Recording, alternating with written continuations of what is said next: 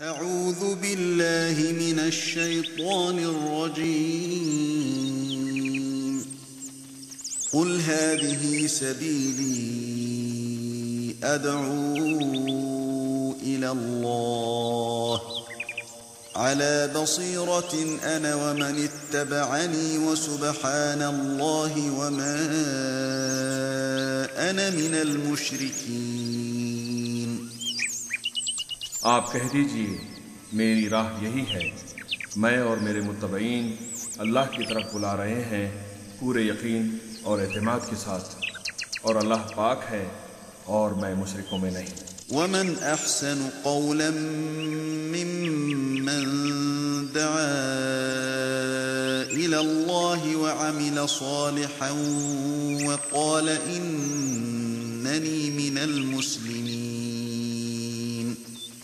ولا تستوي الحسنة ولا السيئة ادفع بالتي هي أحسن فإذا الذي بينك وبينه عداوة كأنه ولي حميم. وما يلقاها إلا الذين صبروا وما يلقاها إلا ذو حظ عظيم. اور اس سے زیادہ اچھی بات والا کون ہے جو اللہ کی طرف بلائے اور نیک کام کرے اور کہے کہ میں یقیناً مسلمانوں میں سے ہوں. نیکی اور بدی برابر نہیں ہوتی، برائی کو بھلائی سے دفع کرو، پھر وہی جس کے اور تمہارے درمیان دشمنی ہے ایسا ہو جائے گا جیسے دلی دوست. اور یہ بات انہی کو نصیب ہوتی ہے جو صبر کرتے ہیں، اور اسے سوائے بڑے نصیب والوں کے کوئی نہیں پا سکتا. السلام علیکم ورحمۃ اللہ وبرکاتہ. الحمد للہ رب العالمین والصلاة والسلام على اشرف الانبیاء والمرسلین وعلى آلہ واصحابہ اجمعین وعلى من تبعهم بإحسان إلى يوم الدين. اما بعد، اعوذ باللہ السمیع العلیم من الشیطان الرجیم من همزه ونفخه ونفثه. یا ایها الذین آمنوا اتقوا اللہ وذروا ما بقي من الربا إن كنتم مؤمنين فإن لم تفعلوا فأذنوا بحرب من الله ورسوله وإن تبتم فلكم رؤوس أموالكم لا تظلمون ولا تظلمون.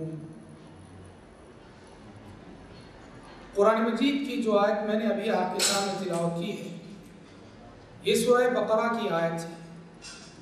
اس آیت میں اللہ تبارک و تعالیٰ نے انسانی معاشرے میں پائی جانے والی ایک بہت بڑی برائی اور انسانی معاشرے میں پائی جانے والی ایک بہت بڑی خرابی کا ذکر کیا ہے. سود، جس کی لعنت کا اس انسانی معاشرے کے بہت سارے افراد شکار ہیں. سود مالی تعامل کی ایک ایسی شکل ہے کہ جس سے ہمیشہ سے معاشرے کے غریبوں اور ناداروں پہ بڑا ظلم ہوتا ہے. ایک ایسی رسم ہے، مالی تعامل کی ایک ایسی شکل ہے کہ جس سے معاشرے کے مالدار اور سرمایہ دار غریبوں کا استحصال کرتے رہے ہیں. نبی کریم صلی اللہ علیہ وسلم کی بعثت سے پہلے زمانے جاہلیت میں عرب میں سود رائج تھا. سود میں پورا معاشرہ ڈوبا ہوا تھا، اور خصوصاً یہودی سودی نظام کو بڑھاوا دینے میں بڑا کردار ادا کر رہے تھے. نبی کریم صلی اللہ علیہ وسلم کی بعثت ہوئی، اسلام جب آیا تو اسلام نے انسانوں پر ظلم کی جتنی شکلیں دنیا میں پائی جاتی تھی، ظلم کی ہر شکل پر ضرب لگائی، تو اسلام نے سود کو بھی ناجائز قرار دیتے ہوئے اس ظلم کا خاتمہ کیا. مکی زندگی میں چونکہ پورا زور عقیدے پر تھا، لوگوں کے عقائد کی اصلاح اور ایمان کی دعوت پر تھا، اس لیے مکی زندگی میں جس طرح بہت ساری برائیوں کو اسلام نے برداشت کیا، سود کو بھی برداشت کیا. مکی زندگی میں شراب پی جا رہی تھی، مکی زندگی میں غیر مسلم عورت سے نکاح جائز تھا، مکی زندگی میں سودی تعامل ہو رہا تھا، مکی زندگی میں اسلام نے برداشت کیا اس لیے کہ پورا زور جو ہے عقیدے پہ لگایا جا رہا تھا۔ لیکن جب آپ صلی اللہ علیہ وسلم نے مکہ سے مدینہ ہجرت کی تو مدینہ جانے کے بعد آپ صلی اللہ علیہ وسلم پر ان تمام برائیوں کی حرمت کا حکم دینے والی وحی نازل ہوتی رہی۔ شراب حرام کی گئی، کافر عورتوں سے نکاح کو ناجائز قرار دیا گیا، اور ویسے ہی سود کی حرمت کے سلسلے میں بھی آیتیں نازل ہو گئی۔ اور نبی کریم صلی اللہ علیہ وسلم نے حجۃ الوداع کے موقع پر جہاں 1,00,000 سے زائد صحابہ کرام رضوان اللہ علیہ مجمعین سے آپ مخاطب تھے، آپ نے حجۃ الوداع کے تاریخی موقع پر ہمیشہ کے لیے سود کی حرمت کا اعلان عام کر دیا۔ آپ نے فرمایا الا وان ربا الجاہلیۃ موضوع تحت قدمی، آپ نے کہا لوگوں، جاہلیت کے تمام سودی معاملات کو میں زیر زمین دفن کر رہا ہوں، اور آج میں اعلان کر رہا ہوں کہ سود کے سارے معاملات جو آج سے پہلے ہوئے ہیں آج ان کے ختم ہونے کا اور ختم کرنے کا میں اعلان کر رہا ہوں۔ اور آپ صلی اللہ علیہ وسلم نے عملی اقدام کرتے ہوئے سب سے پہلے سود کے خاتمے کا آغاز اپنے گھر سے کیا۔ آپ نے خطاب کر کے فرمایا وَأَوَّلُ رِبًا أَضَعُوهُ رِبَا الْعَبَّاسِ بْنِ عَبْدِ الْمُطَّلِبِ، کہ سب سے پہلی سودی رقم جسے میں کل عدم قرار دے رہا ہوں میرے چچا عباس بن عبد المطلب کو ملنے والی سودی رقم ہے۔ نبی کریم صلی اللہ علیہ وسلم کے چچا عباس بن عبد المطلب نے اسلام لانے سے قبل بہت ساروں کو سود پہ رقم دے رکھی تھی، پیسہ دے رکھا تھا، اور انہیں سود میں کافی رقم ملنے والی تھی۔ نبی کریم صلی اللہ علیہ وسلم نے سود کا خاتمہ سب سے پہلے اپنے گھر سے کیا، اور اپنے چچا کو تلقین کی کہ جن جن کو آپ نے سود پہ پیسہ دے رکھا ہے آپ کے لیے صرف اس قدر پیسہ لینا جائز ہے جس قدر کہ آپ نے ضرورت مندوں کو دیا ہے۔ سود کا 1 پیسہ لینا بھی آپ کے لیے حرام ہے، سود کی 1 پائی لینا بھی آپ کے لیے حرام ہے۔ اور نبی کریم صلی اللہ علیہ وسلم کے وفادار چچا نے آپ صلی اللہ علیہ وسلم کی بات مانی، اور اس طرح سے آپ صلی اللہ علیہ وسلم نے سود کا خاتمہ کیا۔ سود ایک ایسی لعنت ہے اور ایک ایسی قباحت ہے کہ شریعت نے اس لعنت کی مذمت میں جو سخت اسلوب اپنایا ہے، شرک کے بعد کسی اور برائی کی مذمت کے لیے ویسا سخت اسلوب نہیں اپنایا ہے۔ آپ قرآن مجید کو بھی پڑھیے، حدیث رسول کو بھی پڑھیے، آپ دیکھیں گے کہ ایسی سخت مذمت کی گئی ہے، ایسے اسلوب میں، ایسے انداز میں، ایسے الفاظ میں، کہ شرک کے بعد ایسا سخت اسلوب، ایسے سخت الفاظ اور ایسی سخت تنبیہ کسی اور برائی کے لیے نہیں کی گئی۔ چنانچہ جو آیت میں نے سورہ بقرہ کی آپ کے سامنے تلاوت کی، اس آیت کے اندر اللہ تعالیٰ نے فرمایا یا ایھا الذین آمنوا اتقوا اللہ وذروا ما بقی من الربا ان کنتم مؤمنین، اے ایمان والو اللہ سے ڈرو، اللہ سے ڈرو، اور اگر تم مومن ہو، تمہارے دلوں میں ایمان ہے، تو جو بھی سودی رقم تمہارے پاس ہے تمہیں ملنے والی ہے اس کو چھوڑ دو اگر تم مومن ہو۔ فَإِن لَّمْ تَفْعَلُوا فَأْذَنُوا بِحَرْبٍ مِّنَ اللَّهِ وَرَسُولِهِ، اور اگر تم سودی کاروبار کو چھوڑنا نہیں چاہتے، سودی بزنس کو چھوڑنا نہیں چاہتے، سودی لین دین کو چھوڑنا نہیں چاہتے ہو، تو پھر اللہ اور اس کے رسول سے جنگ کے لیے تیار ہو جاؤ۔ اللہ اکبر، غور کیجئے، آخر یہ کتنی بڑی لعنت ہوگی کہ سودی لین دین کرنے کو، سودی معاملہ کرنے کو، سودی بزنس کرنے کو، سودی کاروبار کرنے کو اللہ اور اس کے رسول کے ساتھ جنگ کرنے کے مترادف قرار دیا گیا۔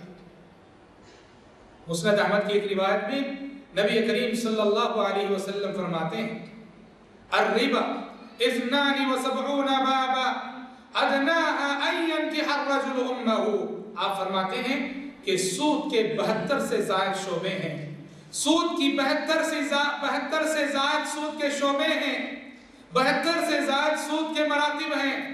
ادناها ان ينكح الرجل امه، اور ان 72 شعبوں میں کم سے کم تر شعبہ بھی جو ہے وہ اللہ تعالیٰ کے نزدیک اس قدر ناپسندیدہ ہے کہ جیسے کوئی شخص نعوذ باللہ اپنی ماں کے ساتھ منہ کالا کرے۔ نعوذ باللہ، کون تصور کر سکتا ہے، کون سن سکتا ہے یہ جملہ، اور کسے کہنے کی جرت ہو سکتی ہے اس جملے کو؟ نعوذ باللہ، نبی کریم صلی اللہ علیہ وسلم کہتے ہیں کہ سود کا معمولی سا شعبہ اور سود کا کم سے کم تر معاملہ میں اللہ تعالیٰ کے نزدیک اسی طرح ممغوز ہے جس طرح کہ کوئی شخص نعوذ باللہ اپنی ماں کے ساتھ منہ کالا کرے۔ ایک اور حدیث میں عبداللہ بن مسعود رضی اللہ عنہ کہتے ہیں کہ لعن رسول اللہ صلی اللہ علیہ وسلم آکل الربا وموکلہ وشاہدیہ وکاتبہ. آپ فرماتے ہیں کہ نبی کریم صلی اللہ علیہ وسلم نے لعنت کی سود کھانے والے اور سود کھلانے والے، سودی معاملے میں گواہ بننے والے پر اور سودی معاملے کو لکھنے والے پر. دیکھیے کن کن لوگوں پہ آپ نے لعنت کی. کھانے والا ملعون ہے، کھلانے والا ملعون ہے. کھانے والا اور کھلانے والا کون ہے؟ زید ہے. زید کسی مارواڑی کے پاس جا کے سود پہ رقم لیتا ہے، 10,000 لیا اور 2 مہینے بعد زید 12,000 واپس کر رہا ہے. زید کھلانے والا ہوا اور مارواڑی کھانے والا ہوا.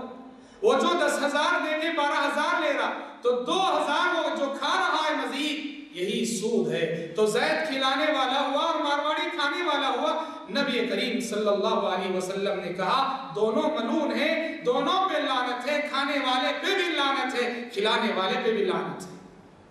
اتنا ہی نہیں، اس سودی معاملے میں کسی بھی قسم کا تعاون پیش کرنے والا، سودی معاملے میں کسی بھی قسم کا تعاون دینے والا، وہ بھی ملعون ہے. آپ نے کہا 2 اشخاص سودی معاملہ کر رہے ہیں، اس میں کوئی 2 اشخاص جا کے گواہ بنتے ہیں، وہ گواہ بھی ملعون ہے. کوئی شخص سودی معاملے کو اپنے ہاتھ سے اپنے قلم سے لکھتا ہے، وہ بھی ملعون ہے. لکھنے میں ظاہر بات ہے کمپوزنگ بھی آ گئی. کوئی بیٹھ کے سودی معاملے کو کمپوز کرتا ہے، وہ بھی ملعون ہے. اسی لیے اہل علم نے کہا کہ اسی بنیاد پر بینک کی نوکری شرعاً حرام ہے. بینک کی نوکری کرنا شرعاً حرام ہے، اس لیے کہ سودی معاملے میں وہ تعاون کرنا ہے، سودی معاملے میں تعاون دینا ہے. جن بینکوں کا نظام سود کی بنیاد پر قائم ہے، ان بینکوں کی نوکری کسی بھی طرح سے جو ہے ہمارے لیے حرام ہے. عہد نبوی میں یہودی نبی کریم صلی اللہ علیہ وسلم کی مدینہ ہجرت سے پہلے پورے مدنی معاشرے کو انہوں نے سود کی گرفت میں لے رکھا تھا.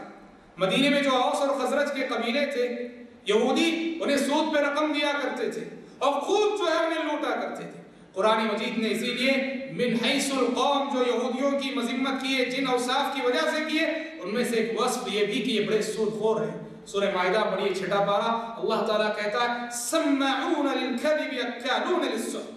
اکالون للسحت کہتا ہے یہ بڑے سود خور ہیں. عربی زبان میں کھانے والے کے لیے آکل کہا جاتا ہے، کھانے والا.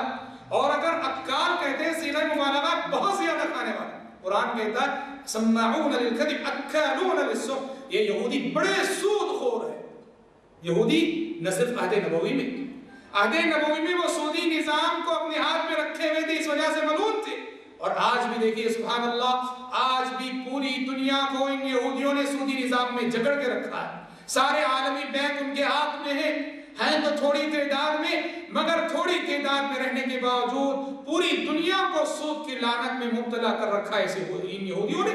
اسی لیے قرآن مجید نے من حیث القوم مذمت بیان کی ہے یہودیوں کی، اس لیے کہ پورے کے سارے افراد ان کے سود میں مبتلا ہیں. حالانکہ سود ایک ایسا جرم ہے، ایک ایسی برائی ہے کہ جس کی قباحت خود ان کی شریعت میں بھی بیان کی گئی. توریت نے سود کی مذمت کی ہے، انجیل نے سود کی مذمت کی ہے. توریت اور انجیل میں بھی سود کی مذمت رہنے کے باوجود احکام الہی کو پس پشت ڈالتے ہوئے سودی کاروبار کو آگے بڑھاوا دینے اور سودی کاروبار کو ترقی دینے میں یہ یہودی لگے ہوئے ہیں. سود کے سلسلے میں بہت سارے لوگ یہ کہتے ہیں کہ سود سے مال میں بڑھوتری ہوتی ہے، سود سے مال بڑھتا ہے. قرآن مجید اس تصور پہ ضرب لگاتا، اس بات کو قبول نہیں کرتا. قرآن کہتا ہے یمحق اللہ الربا ویربی الصدقات، یمحق اللہ الربا ویربی الصدقات. اللہ تعالیٰ سود کو مٹاتا ہے اور صدقوں کو بڑھاتا ہے. سود کو مٹاتا ہے اور صدقوں کو بڑھاتا ہے، سود کو گھٹاتا ہے، صدقوں کو بڑھاتا ہے. کیا مطلب؟ بظاہر دیکھنے کے لیے جو سود خور ہے اس کے مال میں اضافہ ہو رہا، وہ لوگوں کو 10,000 دے رہا ہے، ان سے 15,000 واپس لے رہا، لاکھ دے رہا اور 1.5 لاکھ ان سے لے رہا. بظاہر اس کے مال میں اضافہ ہو رہا ہے، لیکن حقیقت میں اس کا مال خیر و برکت سے محروم ہے. اس لیے خیر و برکت سے جو مال محروم رہتا ہے، بظاہر اس میں کتنا اضافہ کیوں نہ نظر آئے، وہ مال باعث خیر و برکت نہیں ہو سکتا اس شخص کے حق میں بھی اور اس معاشرے کے حق میں بھی جس معاشرے میں سودی نظام رائج ہو. اس کے مقابلے میں اللہ تعالیٰ صدقے کو بڑھاتا ہے. صدقہ کرنے والا جب اللہ کے راستے میں خرچ کرتا ہے، بظاہر اس کی جیب سے 100 روپے کم ہو رہے ہیں، اس کی جیب سے 500 روپے کم ہو رہے ہیں بظاہر، لیکن اللہ تعالیٰ اس کے مال میں صدقے کی وجہ سے ایسی برکت دے گا اور ایسا خیر اسے حاصل ہوگا کہ مال خرچ کر کے بھی اسے یوں زندگی میں محسوس ہوگا کہ اس کے مال میں بڑھوتری ہو رہی ہے اور آمدنی کے حیرت انگیز طریقے اور راستے اللہ تعالیٰ کھولے گا۔ تو اس لیے یہ سمجھنا غلط ہے کہ سود سے مال بڑھتا ہے، مال میں اضافہ ہوتا ہے۔ یقین نہیں آتا تو ابھی پچھلے 2-4 سالوں سے دنیا میں جو معاشی بحران آیا، جس معاشی بحران سے دنیا دوچار ہوئی، ساری دنیا جو جانتی ہے، کتنے عالمی بینک بند ہو گئے، کتنی سینکڑوں کمپنیاں بند ہو گئی، اور دنیا بھر میں ہزاروں نہیں لاکھوں کی تعداد میں نوجوانوں کی نوکریاں گئی، ہزاروں کی تعداد میں نہیں لاکھوں کی تعداد میں نوجوانوں کی نوکریاں گئی، اور کتنے ہزاروں لوگوں نے خودکشیاں کر لی، کتنوں کی تجارت ٹھپ ہو گئی، اور ساری دنیا نے ایک زبان ہو کے مانا کہ یہ ساری کی ساری لعنت سود کی وجہ سے معاشی بحران آیا، سود کی وجہ سے عالمی بینک بند ہوئے، سود کی وجہ سے کمپنیاں نقصان سے دوچار ہوئی، سود کی وجہ سے نوجوانوں کی نوکریاں گئی، اور سود کی لعنت کو ساری دنیا نے ایک زبان ہو کر تسلیم کیا، اور پھر ساری دنیا میں ہر جگہ سے اسلامی نظام معیشت کا مطالبہ شروع ہوا، حتیٰ کہ برطانیہ کے وزیر مالیات فائنانس منسٹر نے کہا تھا کہ نظام معیشت کے اعتبار سے برطانیہ اسلام کے لیے باب الداخلہ ثابت ہوگا، یعنی اس نے دعوت دی کہ مسلمان آئے یہاں اسلامی نظام معیشت پر قائم بینک کھولے، اس لیے کہ انہیں معلوم ہوا، انہیں اندازہ ہوا کہ سود کتنی بڑی لعنت ہے، اور سود کے لیے سود اسلامی سوسائٹی، انسانی سوسائٹی کے لیے کتنا بڑا کینسر ہے، کتنا بڑا وبال ہے، اس کا انہیں اندازہ ہوا، احساس ہوا۔ تو اسی لیے سود بہت بڑی لعنت ہے۔ آپ اس کو افراد کو سامنے رکھ کر نہ دیکھیں، پوری کمیونٹی، پوری انسانی سوسائٹی، پورا معاشرہ، پورا ملک، پوری دنیا کو سامنے رکھ کر آپ دیکھیں گے تو سود بہت بڑی لعنت ہے اور ظلم کا بہت بڑا راستہ ہے۔ اسلام نے سود کی جو اتنی قباحت بیان کی ہے، سود کھانے والے کھلانے والے کو جو ملعون قرار دیا، سبب کیا ہے؟ 4 بنیادی اسباب ہیں جن کی وجہ سے اسلام نے سود کی اس قدر سختی سے مذمت کی۔ سب سے پہلی وجہ یہ ہے کہ سودی نظام یہ ضرورت مندوں کے اور غریبوں کے استحصال کی بدترین شکل ہے۔ معاشرے میں جو غریب ہوتے ہیں، نادار ہوتے ہیں، وہ ہماری ہمدردی کے مستحق ہوتے ہیں، وہ مستحق ہوتے ہیں کہ ان کے ساتھ ہاتھ بٹائیں، ان کا تعاون کریں، ان کی مدد کریں، ان کی غمخواری کریں، ان کی ہمدردی کریں۔ لیکن سودی نظام میں ہوتا کیا ہے؟ سودی نظام کی سب سے بڑی لعنت انہی غریبوں پہ جو ہے برستی ہے۔ یہ غریب، سود خور، مالدار، سرمایہ دار غریبوں کا استحصال کرتے ہیں۔ ہمدردی، اخوت، بھائی چارگی، غمخواری، تمام طرح کے جذبات کا خون کرتے ہوئے، کچلتے ہوئے سود خور کو بس اپنا پیسہ عزیز ہوتا ہے، اپنا پیسہ عزیز ہوتا ہے، وہ بہر صورت اپنا پیسہ حاصل کرنا چاہتا ہے، سامنے والے کی مجبوری کا اسے کوئی احساس نہیں ہوتا، سامنے والے کے غم کا اسے کوئی احساس نہیں ہوتا، اسے بہر صورت اپنا پیسہ عزیز ہوتا ہے۔ وہ جائے گا، اس غریب کو گھر سے نکالے گا، اس کے سامان کو نکال پھینکے گا، اور اس کی نظروں کے سامنے اس کے گھر کو نیلام کرے گا، اور تھوڑی دیر کے لیے بھی جذبہ رحمت و ہمدردی اس کے دل میں جاگے گا نہیں۔ غریبوں کے استحصال کی بدترین شکل ہے سود۔ اس لیے اسلام نے غریبوں کے ساتھ ہمدردی، اخوت، بھائی چارگی کی تعلیم دیتے ہوئے سود کو اس قدر قابل لعنت قرار دیا ہے۔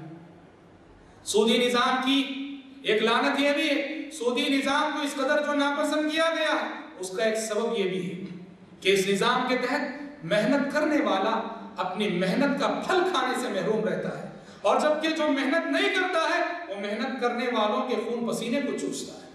ایک کسان بیچارہ صبح سے شام تک گرمی میں تپتے ہوئے، خون پسینہ بہاتے ہوئے اپنے بیوی بچوں سے دور ہو کر محنت کرے گا، لیکن چونکہ اس نے سود پہ پیسہ دے رکھا ہے، جو بھی فصل آئے گی، جو بھی آمدنی آئے گی، یہ ساری کی ساری آمدنی اسے لے جا کر بھرنی پڑتی ہے مارواڑی کے پاس اور ان بینکوں میں جن سے کہ اس نے سودی رقم لے رکھی ہے۔ محنت کرنے والا اپنی محنت کی مزدوری اور اپنی محنت کے ثمرے اور محنت کے نتیجے سے محروم رہتا ہے۔ وہ محنت کر کے بھی اپنے محنت کا ایک لقمہ نہیں کھا سکتا۔ اور اس کے مقابلے میں اس کی محنت کے نتیجے کو کون کھاتا ہے؟ وہ کھاتا ہے جو کہ محنت نہیں کرتا، وہ مارواڑی ہو، وہ بینک ہو، وہ فلاں ہو، وہ فلاں ہو۔ آپ دیکھتے ہیں نعوذ باللہ سود کی لعنت میں گرفتار ہو کر کتنے لوگ ہیں کہ ان کی ساری زندگیاں وقف ہو گئی، سود بھرتے بھرتے پوری زندگیاں ختم ہو گئی، ہمیشہ کا ٹینشن ان کو لاحق ہو گیا۔ 1 لاکھ لے لیا اور سود کی رقم پہنچ گئی 2 لاکھ 3 لاکھ 4 لاکھ۔ صرف جو سودی رقم بھرتے بھرتے زندگی ختم ہو جاتی ہے، جو اصل 1 لاکھ کا رہتا ہے وہ جیسا کا ویسا باقی رہتا ہے۔ سود، نظام سود اور سود خوروں کے ملعون ہونے کی ایک وجہ یہ بھی ہے کہ اس سے ہوتا یہ ہے، سودی نظام کے تحت دولت معاشرے کے چند افراد کے پاس جمع ہو جاتی ہے، معاشرے کا ایک فرد یا معاشرے کے چند افراد کے پاس جمع ہو جاتی ہے اور سارا کا سارا معاشرہ اس سے کنگال ہوتا جاتا ہے، جبکہ اسلام اس چیز کو پسند نہیں کرتا، اس نظریے کو پسند نہیں کرتا، اس تصرف کو پسند نہیں کرتا کہ دولت معاشرے کے کسی ایک طبقے کے پاس محدود ہو کر رہ جائے۔ اسی طرح سودی نظام کی ایک قباحت یہ بھی ہے کہ سودی نظام کے تحت جو امیر ہے وہ امیر سے امیر تر ہوا جاتا ہے، جو مالدار ہے وہ مالدار سے مالدار تر ہوا جاتا ہے، جبکہ جو غریب ہے وہ غریب سے غریب تر ہوا جاتا ہے۔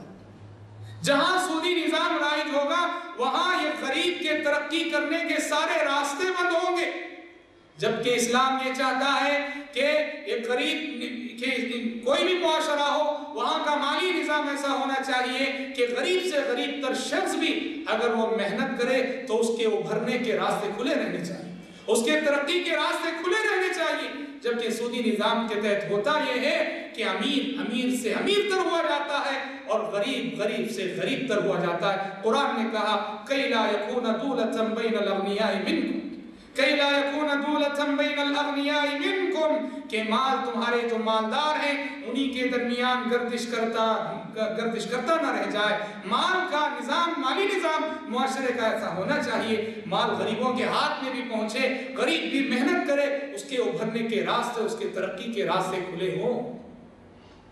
نبی کریم صلی اللہ علیہ وسلم نے آخرت میں سود خور کا جو انجام ہوگا اس کو بیان کرتے ہوئے نبی کریم صلی اللہ علیہ وسلم بخاری شریف کی ایک حدیث میں فرماتے ہیں، بخاری شریف میں کتاب التعمیر میں حضرت سمرہ بن جندب رضی اللہ تعالیٰ عنہ کی ایک حدیث آتی ہے، نبی کریم صلی اللہ علیہ وسلم نے ایک خواب دیکھا، اور آپ کو معلوم ہے پیغمبر کا خواب بھی وحی کی ایک شکل ہوتا ہے۔ آپ صلی اللہ علیہ وسلم نے ایک خواب دیکھا اور آپ صلی اللہ علیہ وسلم کو خواب میں وہاں کے کچھ مناظر دکھائے گئے، جنت کے کچھ مناظر، جنتیوں کی کچھ مناظر اور جہنمیوں کی کچھ مناظر دکھائے گئے۔ ان میں سے ایک منظر یہ تھا کہ آپ نے دیکھا کہ خون کا ایک تالاب ہے، خون کا ایک تالاب ہے اور اس میں ایک شخص بڑی مشکل سے تیر رہا ہے، اپنی جان بچانے کے لیے تیر رہا ہے، اور ایک شخص ہے جو تالاب کے کنارے کھڑا ہوا ہے اور اس کے ہاتھ میں بڑے بڑے پتھر ہیں۔ یہ تیرتا ہوا شخص بڑی مشکل سے تیرتے ہوئے خون کے اس تالاب کے کنارے جب پہنچتا ہے کہ وہ کسی طرح تالاب کے باہر نکلے تو جو کنارے کھڑا ہوا شخص ہے وہ پتھر دے مارتا ہے اس پر، پتھر اس کے منہ میں آ کے لگتا ہے اور پھر وہ اس تالاب کے درمیان میں چلا جاتا ہے، پھر وہ اس تالاب کے درمیان میں چلا جاتا ہے اور پھر بڑی محنت سے بڑی کوشش کرتے ہوئے اس خون کے تالاب سے نکلنے کے لیے وہ کنارے آتا ہے، پھر وہ کنارے کھڑا ہوا شخص پھر پتھر دے مارتا ہے، وہ پتھر اس کے منہ میں جا لگتا ہے اور پھر وہ درمیان میں چلا جاتا ہے۔ نبی کریم صلی اللہ علیہ وسلم نے جبریل امین سے پوچھا کہ جبریل یہ کیا منظر ہے، یہ کون لوگ ہیں، یہ کون ہے جو تیر رہا ہے؟ جبریل امین نے کہا کہ محمد یہ سود خور ہے جو دنیا میں لوگوں کا خون پسینہ چوسا کرتا تھا۔ دیکھو اللہ تعالیٰ کے پاس بھی جرم جیسا سزا ویسی، سود خور دنیا میں لوگوں کی محنت، لوگوں کے خون پسینے کو چوسا کرتا تھا، کل قیامت کے روز بھی اسے خون کے تالاب میں، پیپ کے تالاب میں نعوذ باللہ اللہ تبارک و تعالیٰ اس شخص کو غرق کریں گے، ڈبوئیں گے۔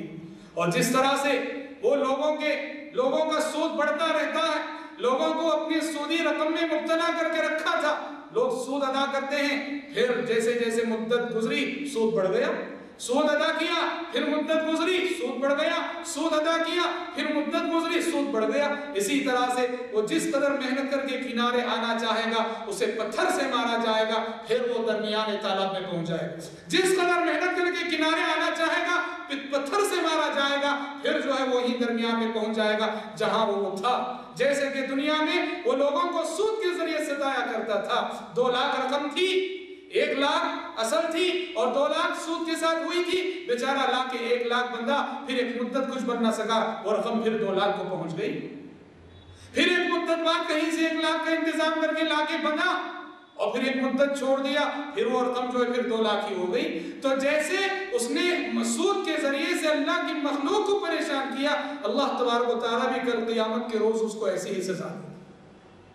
آج بڑے افسوس کے ساتھ کہنا پڑتا ہے کہ یہ بڑی لعنت جس کی اس قدر مذمت شریعت میں بیان کی گئی ہے، آج نعوذ باللہ ہمارا معاشرے کے 90% افراد اس لعنت میں مبتلا ہے، اس مصیبت میں مبتلا ہے۔ اچھے دیندار بھی اس معاملے میں اپنے آپ کو بچا نہ پائے، اور لوگ ایسے بہانے بتاتے ہیں، کیا کہتے ہیں، کہا گھر بننا تھا، ہمارے پاس کوئی ذریعہ نہ تھا، اس لیے ہمیں سود لینا پڑا، ہاؤس لون لینا پڑا۔ آپ سے کس نے کہا کہ 70 لاکھ کا گھر بنے؟ آپ سے کس نے کہا کہ آپ 1 کروڑ کا گھر بنے؟ آپ کے پاس اپنا جو 10 لاکھ روپیہ، 10 لاکھ میں بھی تو گھر بن سکتا تھا۔ ہم نے کیا کیا؟ ہم نے معیار زندگی کو بڑھا دیا، اپنی ضروریات بڑھا لی، اور معیار زندگی کو بڑھا کر ہم اپنے معیار کو کم کرنا نہیں چاہتے، اور معیار زندگی کو بڑھا کر شریعت کی حرام کردہ چیزوں کو حلال کرنے کے لیے بہانے تلاش کرتے ہیں۔ ایسا ہرگز نہیں ہونا چاہیے۔ بھائیو یاد رکھنا، سود سے بچنا اگر آپ چاہتے ہیں اس زمانے میں، ایک بنیادی چیز ضروری ہے، ہم اپنے اندر قناعت کی صفت پیدا کریں۔ ہم اپنے اندر قناعت کی صفت پیدا کریں۔ قناعت کا مطلب یہ ہے کہ اللہ تعالیٰ نے جائز روزی ہمیں جتنی دی ہے، ہم اپنے معیار زندگی کو وہیں تک محدود رکھیں۔ اگر ہم دن میں 3 وقت کھانے کی پوزیشن میں نہ ہو، نہ کھائیں، 2 وقت ہی کھائیں گے، مگر ہم انشاءاللہ کبھی سود نہیں لیں گے۔ یہ ضروری ہے ہم اپنے معیار زندگی کو بدلیں اور اپنے اندر قناعت پیدا کریں۔ اور دوسری چیز، سود کی لعنت کو ختم کرنے کے لیے جو ازحد ضروری ہے، دوسری چیز وہ یہ ہے، معاشرے میں قرض کو رواج دیا جائے۔ معاشرے میں نظام قرض کو رواج دیا جائے۔ جب تک معاشرے کے مالدار غریبوں کو قرض نہیں دیں گے، اس وقت سودی نظام کا خاتمہ ناممکن ہے۔ اس وقت سودی نظام کا خاتمہ ناممکن ہے۔ یہی وجہ ہے، آپ قرآن مجید پڑھو، سورہ بقرہ کے اندر 30ویں پارے میں اللہ تبارک و تعالیٰ نے جہاں سود کے احکام اور مسائل ذکر کیے، سود کی قباحت بیان کی، سود کی آیتیں جیسے ہی ختم ہوتی ہیں، سود کی آیتوں کے فوراً بعد جو آیت آئی ہے وہ قرض کے بارے میں، وہ قرض سے متعلق ہے۔ سود کے فوراً بعد قرض کی جو آیت لائی گئی ہے، اس کی حکمت یہی ہے، قرآن مجید اپنے اسلوب سے گویا یہ بتانا چاہتا ہے کہ سود کو اس وقت تک ختم کرنا ناممکن ہے جب تک کہ معاشرے میں قرض کو رواج نہ دیا جائے، اور معاشرے کے مالدار اپنا ہاتھ نہ کھولے، اور معاشرے کے مالدار غریبوں کی جب تک مدد نہ کرے۔ یہ غریب جو بیچارہ ضرورت مند ہوتا ہے، اگر مالدار اس کو قرض نہ دے کہاں جائے گا وہ؟ کوئی غریب ہمارے پاس آیا، اس نے ہم سے قرض مانگا اور مال رہتے ہوئے بھی ہم نے نہیں دیا۔ وہ کسی اور مالدار کے پاس گیا، اس کے آگے جا کے اس نے ہاتھ پھیلایا، ہمیں قرض دے دو، ہماری ضرورت ہے، اور اس نے بھی نہیں دیا۔ سارے مالداروں کے پاس ہاتھ پھیلا کے مایوس ہو گیا، کسی نے اس کی مدد نہیں کی، کسی نے اس کا تعاون نہیں کیا، اور نتیجے میں وہ جا کر کسی مارواڑی کے پاس قرض لیتا ہے۔ کیا آپ سمجھتے ہیں کہ تنہا وہ گنہگار ہوگا؟ نہیں، یقیناً وہ مالدار بھی ذمہ دار ہوگا، وہ مالدار بھی گنہگار ہوگا جس کے پاس آ کے اس نے ہاتھ پھیلایا تھا اور جس نے کہ مدد نہیں کی، وہ یقیناً اس کے سود لینے کی ذمہ داری اس پہ بھی آئی ہوگی۔ اس لیے یہ 2 باتیں اصل ضروری ہیں سودی نظام کو ختم کرنے کے لیے۔ ایک تو معاشرے کے افراد کے اندر قناعت آئے۔ کیا ضروری ہے؟ اگر ہمارے پاس سکت نہیں ہے، طاقت نہیں ہے، کیا ضروری ہے کہ ہم ہر عید میں نئے کپڑے پہنیں؟ کیا ضروری ہے کہ ہم ہر شادی میں نئے کپڑے پہنیں؟ کیا ضروری ہے کہ ہمارا گھر 50، 60، 70 لاکھ کا ہو؟ رب العالمین نے ہمیں جس پوزیشن میں رکھا ہے ہم اس پہ قناعت کرنے کی کوشش کریں۔ جیسے کہا جاتا ہے کہ جتنی چادر ہے اتنے پیر پھیلاؤ، جتنی چادر ہے اتنے پیر پھیلاؤ، آرام کی نیند آئے گی، اور چادر سے زیادہ پیر پھیلاؤ گے تو سردی ہوگی۔ ہاں تو لہٰذا اللہ تعالیٰ نے جس قدر مالی پوزیشن میں رکھا ہے، ہر شخص اپنی اپنی مالی استطاعت کے مطابق اپنے معیار زندگی کو بھی وہیں تک رکھے۔ ہم معیار زندگی کو بڑھا لیں اور کہیں کہ ہماری ضرورتیں پوری نہیں ہو رہی ہیں، یہ عذر لنگ ہے جو ناقابل قبول ہے، اور اس کی بنیاد پر ہرگز ہم سود کو اپنے لیے نعوذ باللہ حلال نہیں کر سکتے۔ بڑے افسوس کے ساتھ کہنا پڑتا ہے کہ سود کی یہ برائی، سود کا یہ مرض ہمارے معاشرے میں دن بدن بڑھتا جا رہا ہے۔ اچھے اچھے دیندار اس میں مبتلا ہوتے جا رہے ہیں۔ آپ اللہ سے عہد کرو، اللہ سے وعدہ کرو، جو لوگ بھی سودی نظام میں مبتلا ہیں اللہ سے توبہ کرے، صدق دل سے توبہ کرے اور اللہ سے عہد کرے، اللہ سے مدد مانگے۔ آپ اگر اللہ سے دعا کرنے کے ساتھ ساتھ اللہ سے مدد مانگتے ہوئے کوشش بھی کریں گے، آپ اپنے معیار زندگی کو کم کرتے ہوئے، اپنی ضروریات زندگی کو کم کرتے ہوئے، ضرور بضرور اللہ کی مدد آپ کے شامل حال ہوگی اور آپ انشاءاللہ تعالی آپ سود کی اس لعنت سے بچ پائیں گے۔ رب العالمین سے دعا ہے کہ رب العالمین کہنے والے کو اور سننے والوں کو توفیق عطا فرمائے کہ ہم سب سود جیسی اس عظیم لعنت سے خود بچیں اور معاشرے کے افراد اور سارے افراد کو جس قدر بچا سکتے ہوں رب العالمین ہمیں بچانے کی توفیق عطا فرمائے، اور معاشرے کے ہمارے جو مالدار ہیں، سرمایہ دار ہیں، رب العالمین انہیں بھی توفیق عطا کرے کہ وہ غریبوں کی ضرورت کا احساس کرتے ہوئے انہیں قرض دینے کی رب العالمین انہیں توفیق عطا فرمائے۔ آمین۔ وآخر دعوانا الحمدللہ رب العالمین۔